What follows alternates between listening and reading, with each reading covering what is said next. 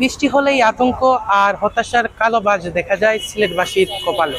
বিশেষ করে সিলেট নগরবাসী জলাবদ্ধতার কবলে পড়ে ভোগান্তি পোহাতে হয়।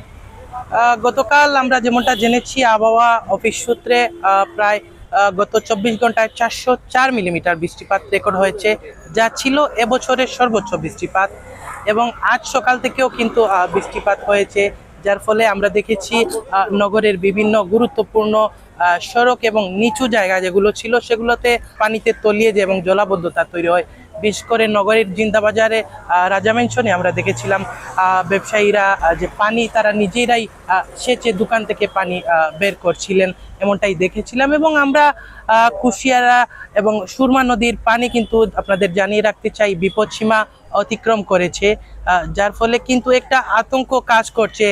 বিশেষ করে 2022 সালের যে বন্যা পরিস্থিতি মোকাবেলা করেছিল সিলেট, এবার এমনটাই হতে যাচ্ছে, এমনটাই বলছেন বিশ্লেষকরা।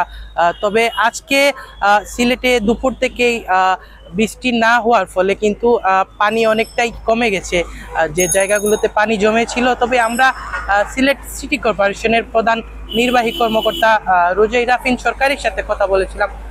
তিনি বলেছেন যদি বৃষ্টি থেমে যায় তাহলে নগরীতে যে জলাবদ্ধতা তৈরি হয়েছিল সে পানিগুলো পর্যায়ক্রমে নেমে যাবে যদি নদীর পানির বিপদসীমা অতিক্রম করে নগরে প্রবেশ না করে। এবং আপনাদেরকে আরেকটি মর্মান্তিক ঘটনার তথ্য জানিয়ে দিতে চাই। আজকে কিন্তু সিলেটের গোলাপগঞ্জ উপজেলায় ভারী বৃষ্টিতে কিন্তু পাহাড় ধসে পড়ে কিন্তু 4 জন একই পরিবারে নিহত হয়েছেন।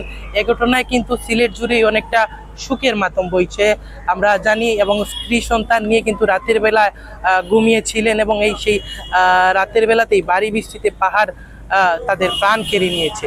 তো এই ছিল আমার কাছে সিলেট থেকে বৃষ্টি এবং বন্যার পূর্বাভাসের সবশেষ তথ্য।